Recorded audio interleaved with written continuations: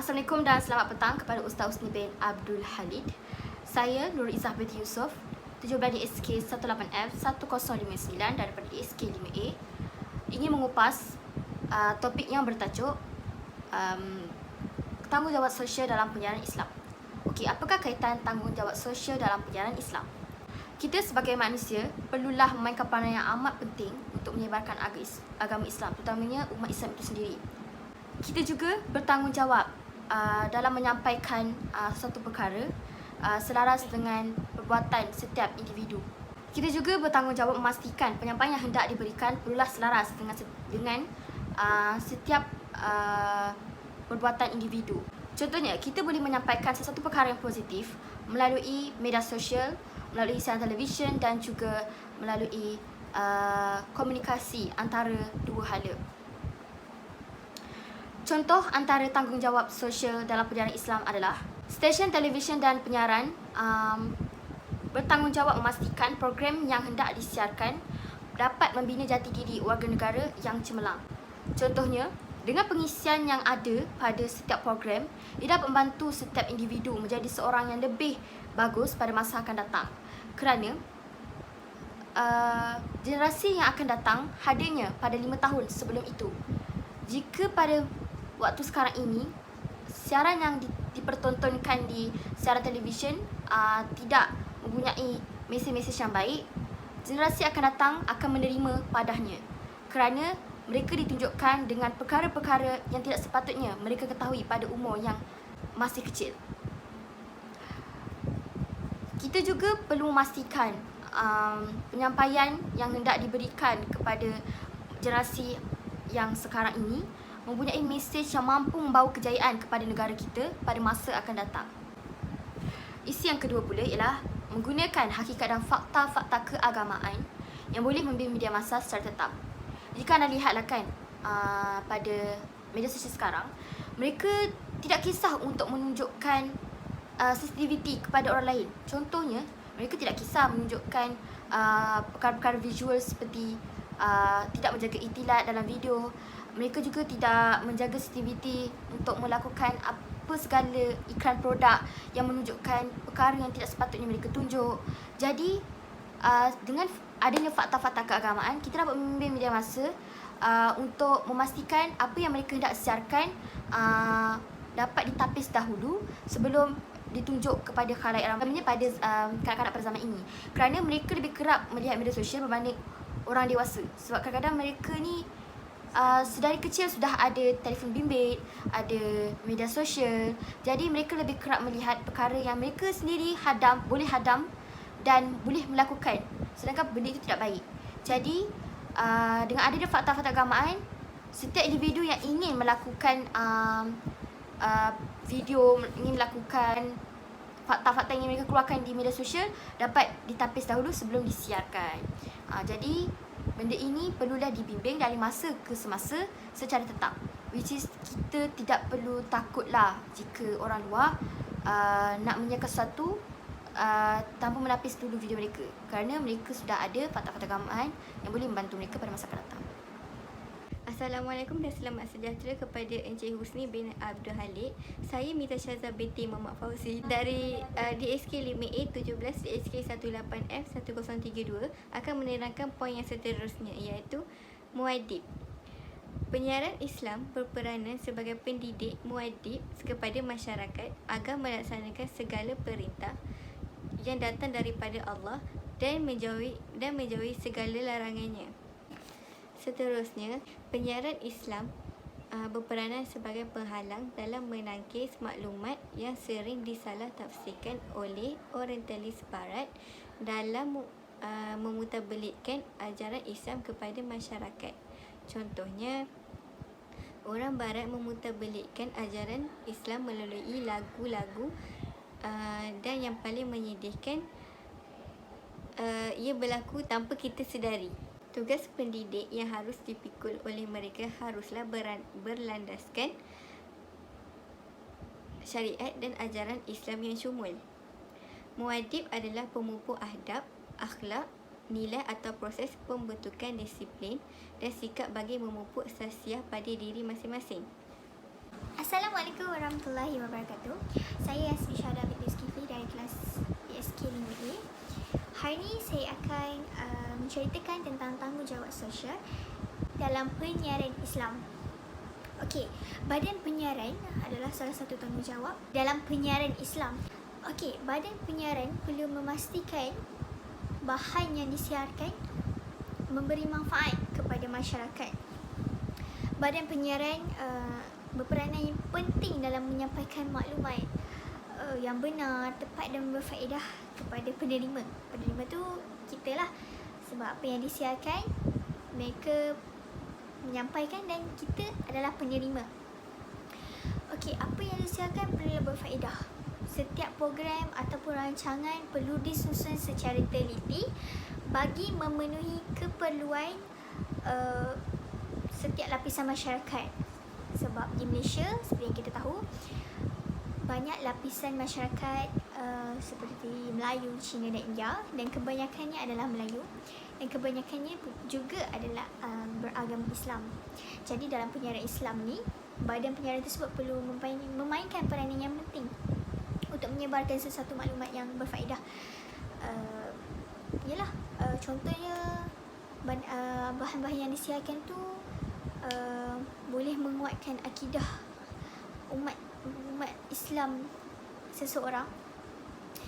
Contoh macam cerita-cerita drama ataupun yang memberikan pengajaran dan nilai murni kepada penerima dan penonton untuk menguatkan lagi akidah umat Islam seseorang, dan juga dapat memupuk semangat cintakan Allah, cintakan Rasulullah dan negara.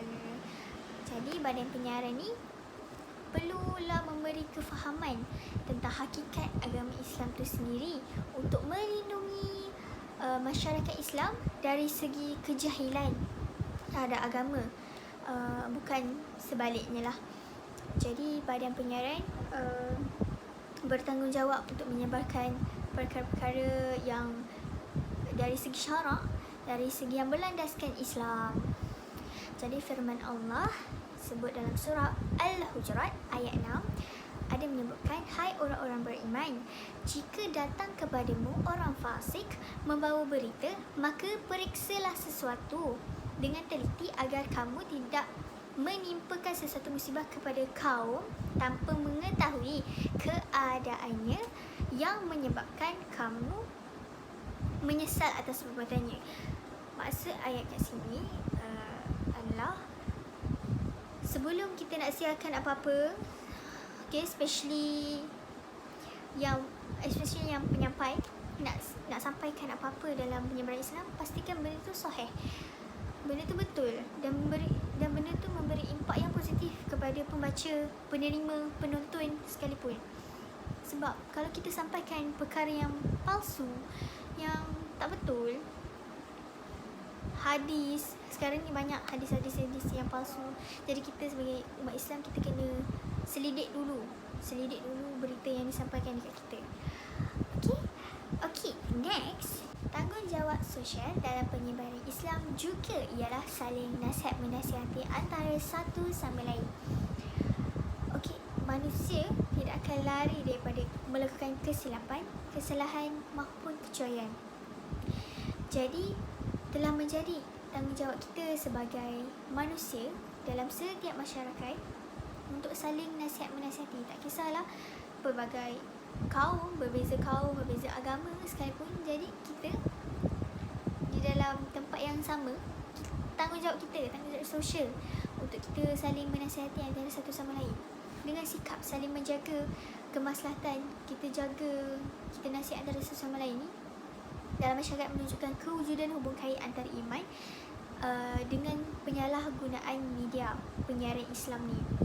Justru kewajipan sesama insan untuk saling tegur menegur dan mengingatkan ke arah kebaikan dan meninggalkan keburukan dapat dipupuk dalam kalangan masyarakat supaya kemungkaran ini dapat dicegah.